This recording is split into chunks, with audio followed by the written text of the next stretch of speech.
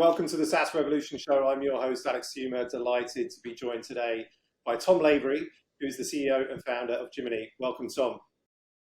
Hey, Alex, great to be here. How are you? Great to have you on the podcast, Tom. Whereabouts are you calling in from today? I'm actually in London and all the meeting rooms in my office are booked. So I'm in a WeWork coffin, as I call it, when you're stuck in one of those little booths all day. So I'm actually in one of them right now. Yeah. Very cool, very cool. Well, Tom, great to have you on the podcast. Let's find out a little bit first about you before we go into more about Jiminny. So tell us, who is Tom Labery? Yeah, absolutely. So I'm the CEO and founder of a company called Jiminny. We're a SaaS company that does conversation intelligence. It's recording, transcribing, analyzing meetings. But before I started Jiminny, I was actually an SVP of sales for a tech company, showing my age now.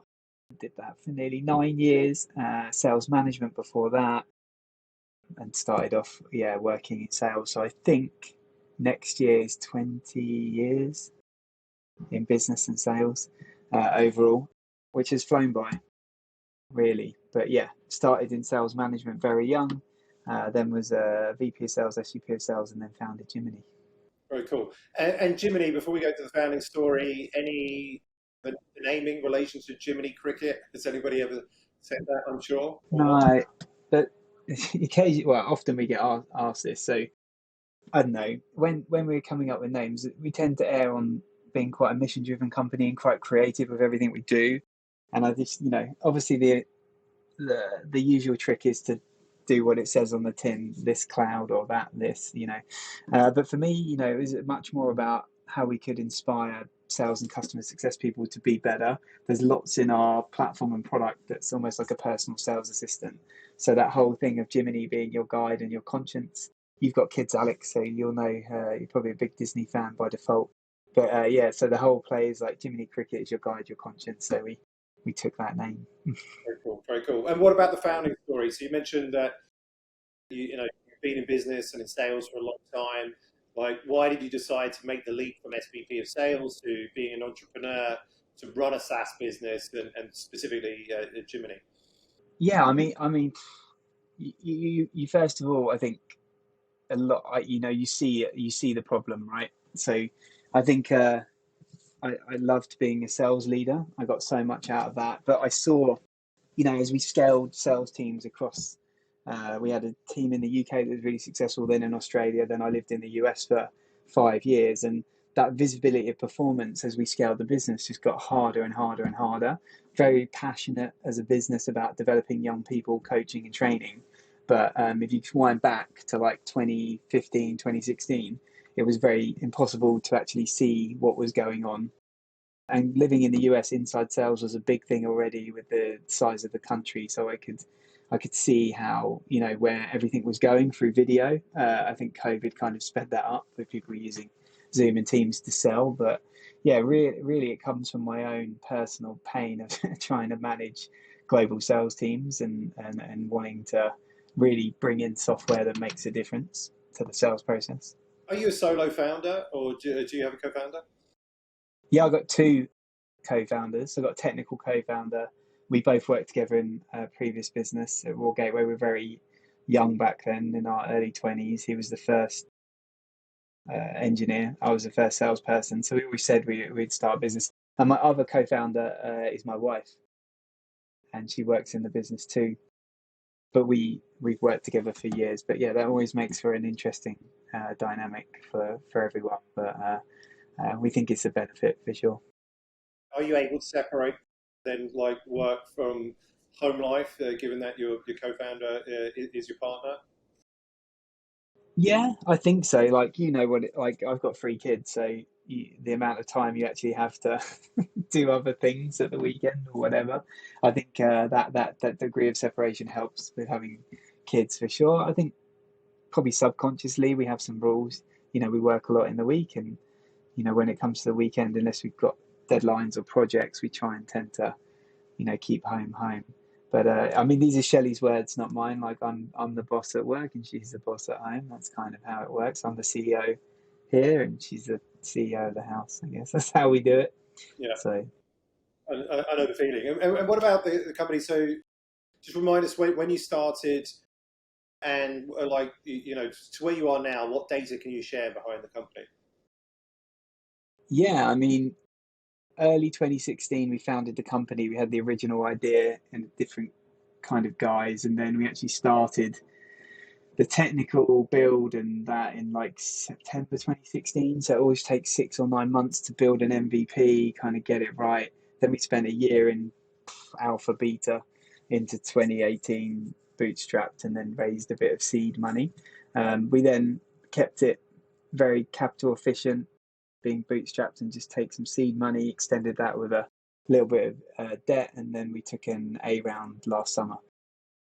So that's kind of 5 years in and went through that journey. But in the early days, yeah, we did it probably not that what I'd call the normal SaaS playbook, where it's kind of like growth at all costs, let's go, take venture money, pre-seed, seed, A round as quickly as possible. We kind of did it a different way. Why do you think why did you do it a different way? A number of reasons. I think the first one for me is like we did two private equity management buyouts in my business. So I was exposed to different ways of funding and financing and seeing how everything from how employees could be rewarded through shares differently, how businesses could be measured differently. So I think being exposed to that in my early 20s and going through that and being on the board definitely kind of gave me a wider worldview of kind of funding and M&A and everything else. Look, I'm very ambitious like everyone and want to go 100 miles an hour, but also I'm a realist, and I think it takes a long time to grow a great business. And I think sometimes the undoing of businesses is maybe trying to do stuff too fast for the wrong reason. So me and James were in it for the long haul. When we originally founded before Shelly come in, so we're always going to be like, well, how do we give ourselves the best opportunity to work things out, and grow the business in a high growth way, but where we look after our team and our customers and have more of an infinite mindset about it all. Mm-hmm. In a minute, we're going to be talking a little bit about, again, how you did something a little bit different, how you grew Jiminny to the first 3 million without sales or marketing team. But before that, can you kind of share maybe sort of like 2 or 3 of the biggest lessons that you've learned so far in scaling the business? Don't try and build your own video conference when Zoom blows up. That was our pivot. So that's definitely one of the things. On a serious note, I think as a founder, and I know you have a lot of founders listen, for me, it's definitely about running your own race. I think everyone can obsess with like, how do I be the number one in the market? How can I be the biggest? How can I beat this company? And that forces you to make wrong decisions a lot of the time. And I think it took me a couple of years to get comfortable with that as a founder, as a first-time founder. So look, everything always takes longer than you think, and you should just always be careful and keep an eye and make sure you're innovating and leading. But I think at the same time, you've got to be focused on what you're doing, and there's always someone bigger than you, there's always someone smaller than you, that old adage. So yeah. And so like we mentioned, as I found out sort of yesterday, so you got the business to 3 million in ARR, and this was a few years ago, without a sales or marketing team. So two questions there. Why the decision not to have sales and marketing, and what did the team look like then? Who made up the team? What were the roles? Getting to that first 3 million. Yeah, so I mean, when you bootstrap and take a small amount of funding, you're left with, you have to be creative, and you don't often have the choice, right? So we probably did founder-led sales for longer. So literally, some of it was by design. I think, what did we want to focus on in the early part? We wanted to, our product is complex, right? So we wanted to have a great customer experience, really good product, where our customers drove the roadmap. So just having multiple people in customer success to deliver great service in and around the product, and being able to listen to customers drive the product was important. And we've always, from a very early day, like 40% of our revenue has come from our existing install base, and we've kind of kept that momentum. So we've always been able to drive growth kind of through the client base. But I think, in some ways, it's always a strength and a weakness. We had, no one in marketing for a long time. Then we could only afford one growth marketer. So, these things just kind of happen by design. But at the same time, it's all part of our journey, and it got us to where we are and where we're trying to go. But yeah, I think really it's that how having like 5 times the amount of people in CS versus sales just felt the right thing for the business. The customers needed help, support. That's where we're driving 50% of our revenue. So it wasn't like I had a big master plan and I mapped it all out. It's just that thing of taking one step at a time and doing what you can do. Sometimes thinking too far ahead can be trip you up a little bit. So yeah, it was just working within the means and being creative with what we have, if that makes sense. Yeah. How did you find, so if you're doing founder-led sales, how did you find the opportunities? What is the, like, to get to 3 million, how many customers was that you had to find that were, not coming in through, I guess kind of like, outbound sales or whatever marketing activities. How are you sourcing the opportunities, and how many did you have to sell? We actually created an inbound motion without demand gen dollars, if that makes sense. So we actually had a good number of demo requests from very, very early on, and that's built year on year on year. So of course it's helped by the market. Conversation intelligence was a growing market, but we invested very early in G2. Like, as when we had very little money, we paid for for, as the review site G2. So we paid for that. We invested in that, and there's lots of benefits to that, and built reviews early, obviously comparable to our size. So, and we were creative. Like, every time we won a deal, we asked for a referral, send them a video, send them a gift. Like, I remember days where we had these Jiminny swag boxes, and they're all stacked up in my garage, and once a week I'd have to hand write on the swag box and then fill up the back of my car and take them to the post office. So you do unscalable things to become scalable, but really it's driven through reviews, referrals, getting our customers to talk about the experience they've had. During this time, you had seed money, you had raised a little bit of capital. There were some VCs. Were they on the board? I'm assuming maybe not. Or did you have a board at that time? Yeah, we had a board. Yeah, like as soon as we took the seed money from like family office. But at the same time, when you take a couple of $1 million, it doesn't actually go that far, especially in the market that we're in and what we're trying to do. By the time you've got, and we had to, like, the SaaS has different levels of complexity. Some things are very light. I think some things are more complicated. When you talk about video processing, transcribing, analyzing data, literally integrating with everything in the tech stack, like, the complexity in our product's quite high. So we had to invest heavily in engineering in relative terms, again, from day one. So our product was, scaled, competed, and everything else. Was there any, I'm sure there was discussions, but any pressure from the investors to say, hey, look, we're giving you, a couple of million, go out and get a VP of sales or VP of marketing, or just invest more in the GTM function? Any of those discussions, and how did you handle them? Yeah, I think even now, that VP of sales is a really tricky hire to get right. I think someone I know really well put a post the other week: you don't hire a VP of sales to build your sales team, you hire them to accelerate it. So again, there's different levels of how much process and playbook have you got built out, and when you're actually ready to do that. So I think actually a lot of investors, again, everything evolves. They're a lot more understanding of you don't have to have every VP in every role. It depends on the business, what domain experience you've got. Yeah, so it was about us getting to the next stage. Even though we're growing 100% plus each year, it was really, they were quite supportive in terms of just when it was the right stage to actually raise a big round.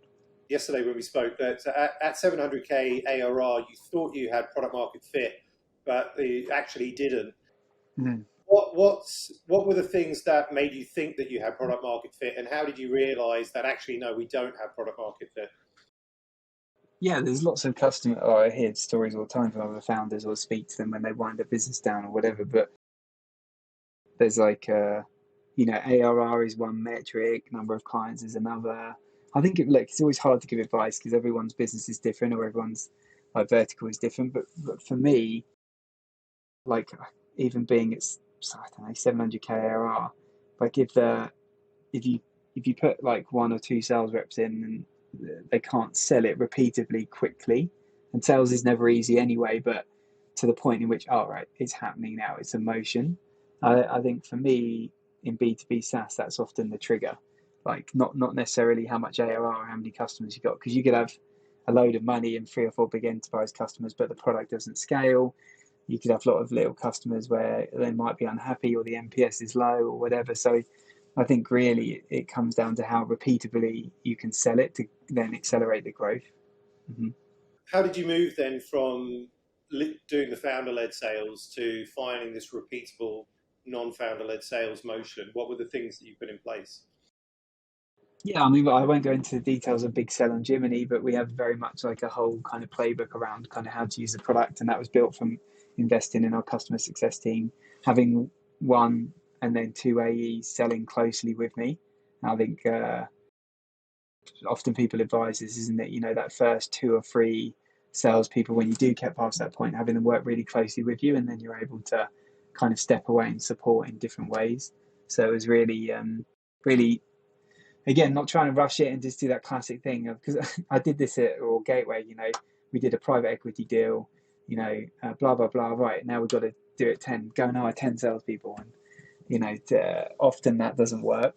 So you've got to build the marketing machine, and you got to be able to give them enough of the right accounts and everything like that. So often it makes sense to do it in stages when you've proven stuff out. So I guess that just comes from a little bit of experience, to be honest, and messing it up before. Do you still get involved in sales? Still like taking some demos or some big customer meetings? So I've seen, maybe even though sort of personal experience, so like similarly to you.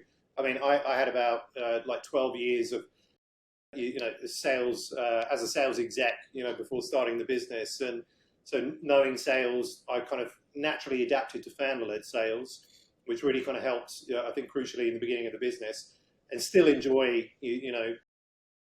being involved in sales meetings today, but obviously not owning everything. And I think we had Henry Schuck from ZoomInfo on, it was probably last year, and then 17 million valuation, kind of at that time. And he said, like, as a CEO, he spends 50% of his time on sales. And now, like, I don't know whether it's just because he loves sales like so much.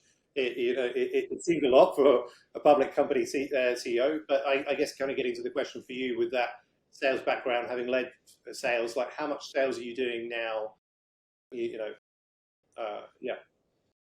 Yeah, it's all about being disciplined. I've met Henry before as well, and I think sometimes it leans into your background, but I think all the good or great CEOs that stay there for a long time. I remember the Twilio CEO talking about this as well. Like it just changes into a different guise the bigger the company gets, right? I remember us having 30 million EBITDA, and Glenn, my old founder, still doing sales calls and stuff like that, or Gateway. So I think there's all like 50-60% of your time should be spent with sales and customers, right? No matter what level. I think Henry's right. I would always check myself and say, is that where my time is going? When it's really early, you're probably like getting the contract signed. When it's like you're growing like we are, you're probably coming into bigger deals at the end of a cycle, important renewals, and then it might be on another level as you get bigger in terms of like speaking at events or talking to really key accounts or whatever. So I think, yeah, it just takes a different guise really, depending on the stage of the company. But I would definitely agree that 50-60% of your time has to go on there because it's, it's what moves the needle, right? You raised, it was Series A, was it 16 million Series A? Was yeah, it 16 and a half, yeah. Mm-hmm. No, it was last August. Yeah. Last August 2022. Yeah. And that was with Kennet, where they were the lead investors, correct? Mm-hmm. How, yeah. now you've raised that money with Series A, like what's the plan? What do you use that money for? You know, what's the next kind of 18 months look like? You know, for Jiminny, where from where you are now to where you want to get to. Yeah, look, I think it's sort of like, I can't remember whether I posted it the other day or whatever, as I was talking about it. Like, it takes four years for most businesses to really start to get known, and then you're probably still not as known as you think. And it takes 10 years to build a really great, solid business. So, you know, we're definitely in it for the long haul. We want Jiminny to reach our potential, and we think that's not hundreds of customers; it's thousands of customers. We think this industry and space has got a long way to go. So yeah, we're excited. We're just deploying the capital in an efficient way and keeping our growth. But same time, I think probably the most exciting thing is how much we can still do for sales teams. I think when you're talking about the data that you're mining from conversations, what you're automating to the CRM, you know, how this is going to evolve. I think we're in what was a bleeding edge space, probably in SaaS has become cutting edge, but will become bleeding edge again. There's so much more you can do. So yeah, like, we're really excited about kind of the future and how much opportunity there is to help customers and grow, really. Is because often with Series A, VCs will then start to say, okay, like for European companies, about scaling into the US. So is that, you know, kind of like part of the plan over the next 18 months?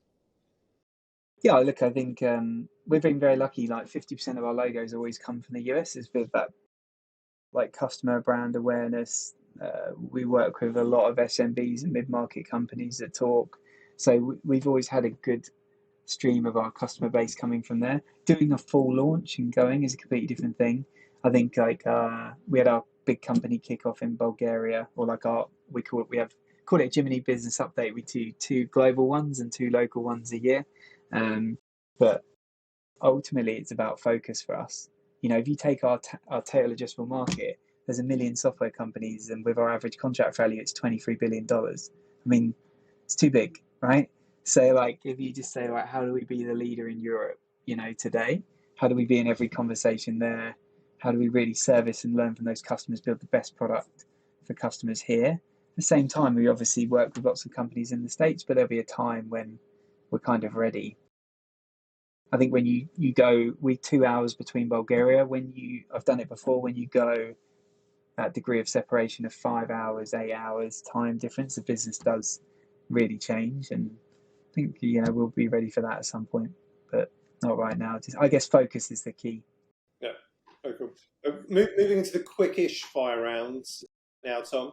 What one thing's moved the needle the most for you in your career?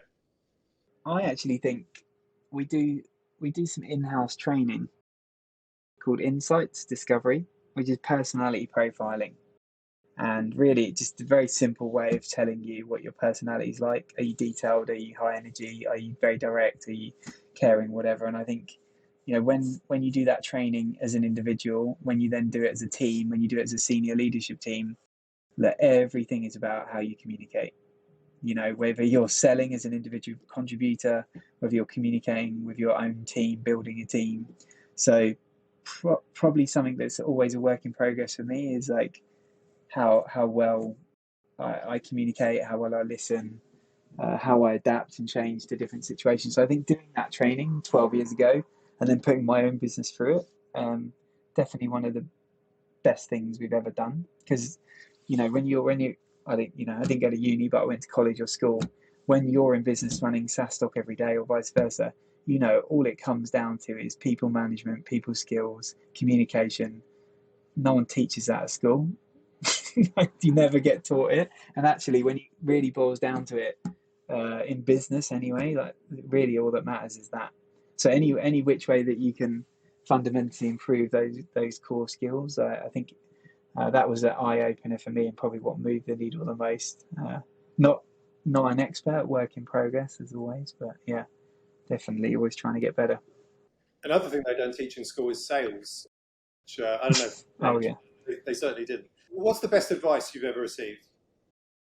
You know, if I look back overall, there's different stages really. But I guess I can pull on recently. Like I've obviously once we took investment, we have a chairman and non-exec directors, and I think I very much underestimated sometimes like how much support we went on our own for a long time, like trying to do everything ourselves, maybe without a coach or without a mentor. So I think just generally having someone who's been there and done it and walked there before you.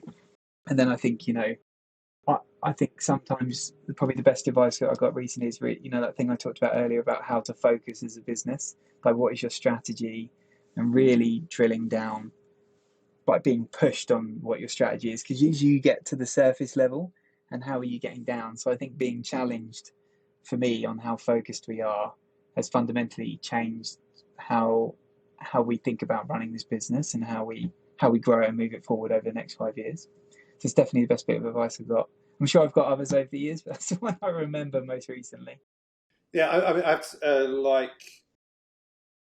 don't know how many hundreds of founders that I've interviewed on the podcast, but haven't met anybody that's managed to kind of do it alone, and like building out a support network of people that are a few steps ahead, and coaches, etc. It's invaluable, right? Biggest failure you've made and lesson learned? Oh, loads of little micro failures all the time. I think I always have this in my head that, if you're failing half the time because you're trying new things, that's okay. As long as you're doing 50% of stuff really well or differently, thinking outside the box. Oh, biggest fail. I think if I take on sales leadership, hiring too many salespeople too quick, just everyone still does it. I see it all the time. Everyone shoots the gun too early and goes quicker than they need to. So I think as a sales leader, doing that is a classic mistake. Yeah, and I think probably I talked about it earlier anyway. When you're an early stage founder, not running your own race and worrying too much about what everyone else is doing and not about what you can achieve. Maybe that sometimes comes with age and understanding, but yeah, I think they're definitely two of my biggest mistakes as a sales leader and a founder. What does your daily routine look like? I'm definitely I probably hear this time, I'm definitely a creature of habit. So I've been told or I've diagnosed I've got ADHD. I probably can't sit still under this desk. So there's lots of pros to that. You're very high functioning. You can do lots of things, but at the same time, you can be all over the place. So and that leads into other things like OCD and stuff like that. But I get up at about 5:30 every day, and I go to the gym, and I do 45 minutes in the gym, and then I swim for 20 minutes. So no phone, whatever, and then kind of 8:00, I'm ready to start my day. And I think I have to do that I'm not a big fan of Tony Robbins, don't follow it, but it's that whole thing about how you primed for your day. So there's so much as a founder you actually have to deal with, get through. Nothing's ever a straight line. So, if I left it till 6:00, I'd never work out because I'm not in that place by the end of the day. It's just it's never going to happen. There's too much going on. That's just for me personally. So I think having that routine in the morning where I pretty much get up, focus on me for that period of time, and then get into my day. And then my day could be anything, right? It's a pretty busy schedule, but like you say, 50-60% of the time is customers, 10-15% of the time product, the rest is on the team, however I can help and support them. Mm-hmm. Very cool.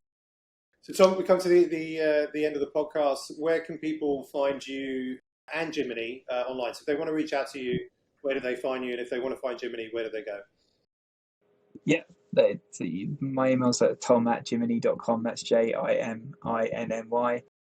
And you can just hit me up on LinkedIn. I get back to people pretty quick. And then the same with the URL for the company. You can chat us on the website if you want to speak to anyone. Pretty easy. Good stuff. Well, Tom Labery, CEO founder of Jiminny, thanks so much for being a guest on the SaaS Revolution Show today. Thanks, Alex. Pleasure.